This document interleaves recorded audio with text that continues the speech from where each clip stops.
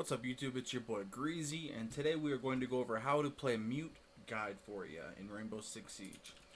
Now, I like to pick Mute a lot, and I want to go over this because I feel like I watch a lot of people, especially when I'm in my solo queue or in my duo queue, or even when I'm just playing with some friends.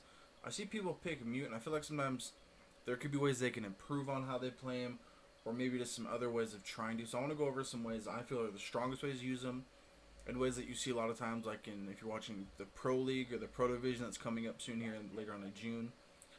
You want to watch and see how they play Mute and see how you can take advantage and get more advantageous positions for the Mute jammers themselves. Because with Mute, the whole goal is kind of like Mozzie, but I think even to a higher degree, is you're trying to deny as much information gathering intel to the attacking team as you possibly can. And so, especially if you're in like a dual queue, I like to bring a Mute a lot if I have a buddy that plays as either Vigil or as Mozzie a lot. If we're trying to dual queue and do certain strats, I like to bring them so you can play off each other, because they're very strong combinations of operators, especially with Mozzie.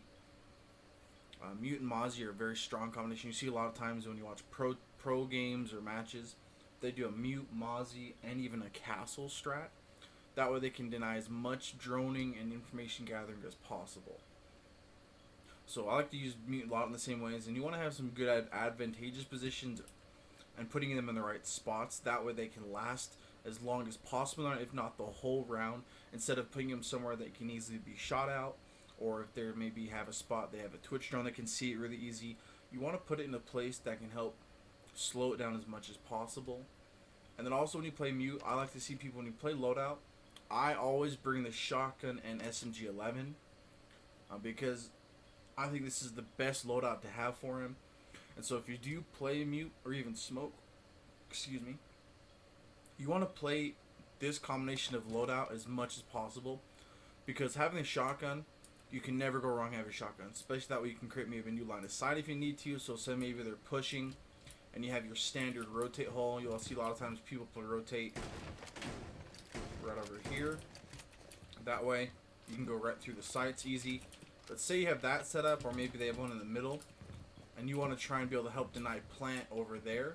Well, it's going to be really hard, because either you have to try and rotate through here where they're going to be watching, or if you're maybe back here, you have to rotate to save a line of sight.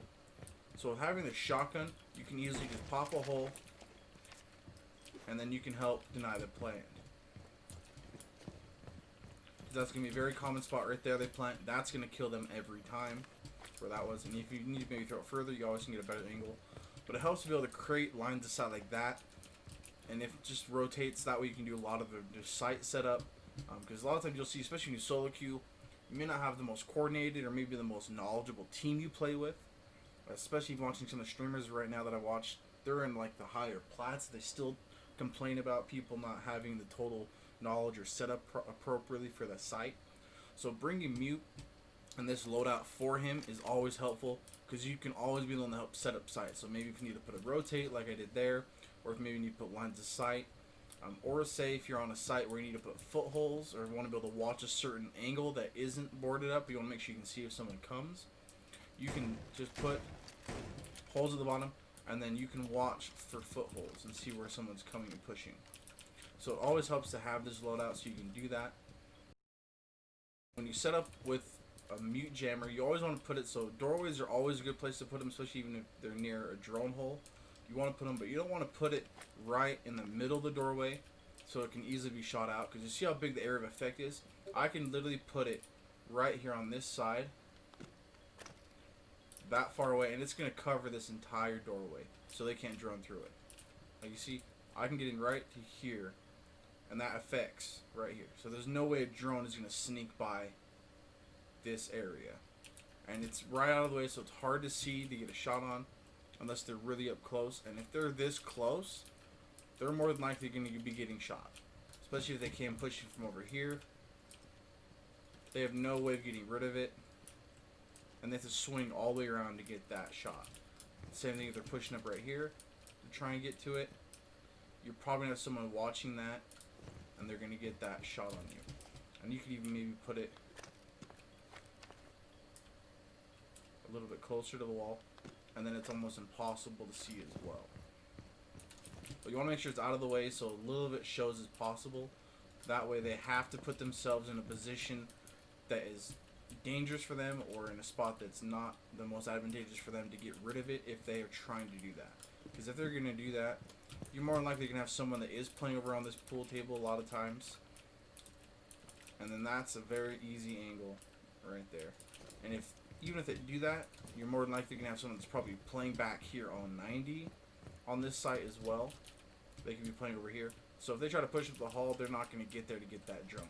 But that's going to make it so they literally can't drone pretty much this entire hallway, because it's going to stop about here. So they're going to get closer. They might try to work around, but by that time, your teammate that's back here is probably going to hear that. Or if you're playing on site and you hear the drone coming, you can just take and shoot it out and then get back to playing in cover to help your team. And then another spot to put it is, especially on a site like this, say there's a wall and then a drone hole, you can have one walls reinforced. You can, so to say, you can put this right here on this wall. And you're going to make it so they can't breach this at all without trying to get rid of that with maybe a Thatcher or maybe Maverick, and you're going to know they're there at that point. But it's also going to stop any drone from coming through the drone hole. So you're going to make sure you put them in spots that are very advantageous so they can do the most work possible for you by denying entry and denying intel. So you've just done two people's jobs essentially with one operator. So you always want to make sure you put them in very advantageous places, and especially if you're going to put Mute and Mozzie combo and you're out playing, you can even help so you can make it so your team can do double the work. So you could have maybe a roamer as Mozzie, and you can help him out so he can come over and put a pest on that. But then you also can double up so they can't come through, so they get rid of that by putting a mute jammer right here. And that way you've just denied anything from trying to drone anybody that could be playing over here. So you have maybe a Mozzie pest right there, that way it stops. So if they try to get rid of it by taking one drone, jumping through, catching it, the next drone still is only going to get this far before it can't go any further in the map. And then you can also have maybe a Mozzie put a pest back here, or you could put a mute jammer over here somewhere, that way it helps. But usually if you're going to have someone playing over on red stairs or in this area of the map to help stop roam clear or help try to deny people from pushing the side, you're going to know if someone pushes that, you're going to hear the drone, so it's going to make it really hard for people to try and push through, because majority of the time no one's really going to try and push up through that side. They always try to come through these windows and push through master, and then you just denied entirely them trying to clear you by droning you or knowing where you are by denying that intel. But I'll go over real quick here the rest of the video. The rest of it I'll be kind of going over my setup here that I usually use for this map on all the sites we play. I'll do this one over here, Aviator. I'll give you a full setup of this, how I would set it up, and how my teams play if I'm solo or if I'm with my buddy duo queuing. And then I'll go over the site over here as well in statue and trophy. And then the other site that's the most common is down here in kitchen. And so I'll make sure I go over a full setup here. I'll go make sure I show you the spots I put mute jammers. So if I'm trying to help be an anchor with mute, or if I'm trying to help be like a small roamer, not quite roaming heavy, but roaming upstairs maybe somewhere to help denying up there, I'll give you some spots to put the mute jammers that are very advantageous to help cut off as much intel as possible. But if you have any places you want me to go over, any other map you want me to go over mute setup, I can go over that for you as well. Leave a comment down in the section below which map you'd like me to go over in the setup. And if you have any questions about anything, let me know again down in the comments below. If you have any other operator you want me to jump ahead again, let me know. I have kind of a list I'm going through as I go. I'm trying to do a defender attacker back and forth each video at this point now, so we can kind of go back and forth with both sides of the ball. Let me know down in the comments below if you have any questions, if you like what I'm doing, or any feedback. And if you aren't subscribed, hit that subscribe button, like on the video. But we'll keep it till next time. Keep it easy, breezy. It's your boy Greezy.